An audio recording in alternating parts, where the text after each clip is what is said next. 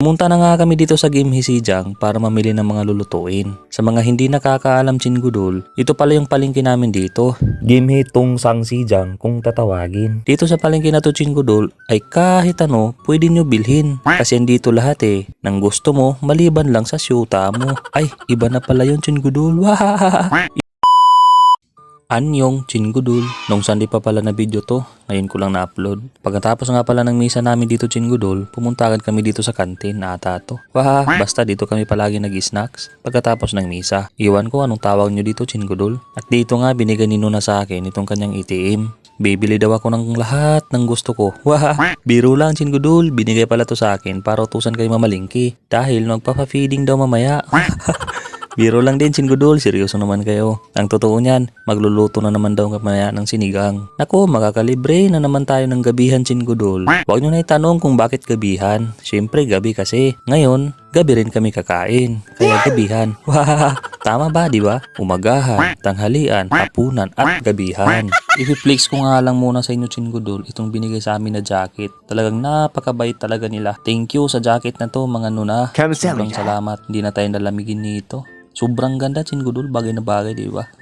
Ito nga, paalis na kami, papunta na kami sa Immigrant Center para maghatid nitong mga ibang gamit doon. Pumunta na nga kami dito sa Game Hisijang para mamili ng mga lulutuin. Sa mga hindi nakakaalam Chinggudol, ito pala yung palengke namin dito. Game Tung Sang Sijang kung tatawagin. Dito sa palengke na to Chinggudol ay kahit ano pwede nyo bilhin. Kasi andito lahat nang gusto mo maliban lang sa syuta mo. Ay, iba na pala yung Chinggudol.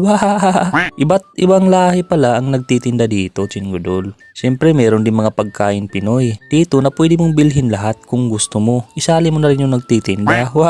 Ibang usapan na yan Chinggudol. Pero kung gusto mo, why not, di ba? Bumili na nga kami dito nitong karning baboy para sa sinigang Chinggudol. At pinahiwa na rin namin para sa ganun, lulutuin na lang mamaya, di ba? Mindset ba? Talagang totoo ang kasabihan pag dito sa South Korea, talagang pali-pali.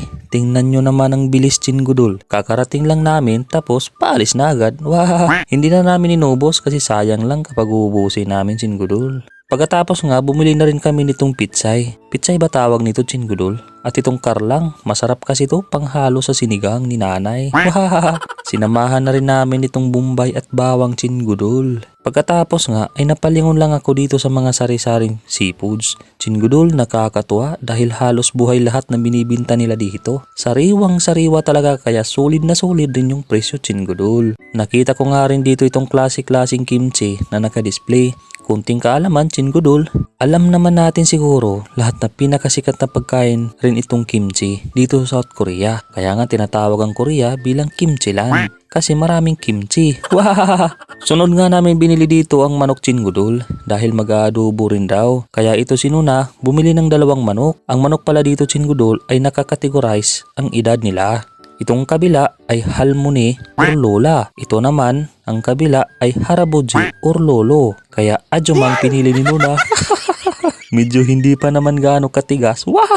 Ijaming nga namin dito itong Cambodian na may-ari Chinggudol. Para naman kami makabudol ng kanyang pa-free kahit papano. Ito lang yung tips ko, videohan nyo at sabihin nyo na nagla-live kayo at sabayan mo na rin sabihan sa kanya ng yipoyo. Para naman mas lalong matuwa. Siyempre, hindi na makailag yan dahil naka-live ka kunwari. Kaya ayun, naka-free kami ng kalahating paa ng manok. Totoo yan, Chinggudol, totoo talaga mayroong pre. Binigyan kami. Pagkatapos nga namin mabili lahat Chinggudol, ay umuwi na kami dito sa Immigrant Center para lutuin na ang mga itong pinagbili-bili namin kanina. Tumulong na nga rin ako dito pagbalat-balat, kunwari. Tapos ayun, sabay-sabay video na rin, di ba? Chinggudol.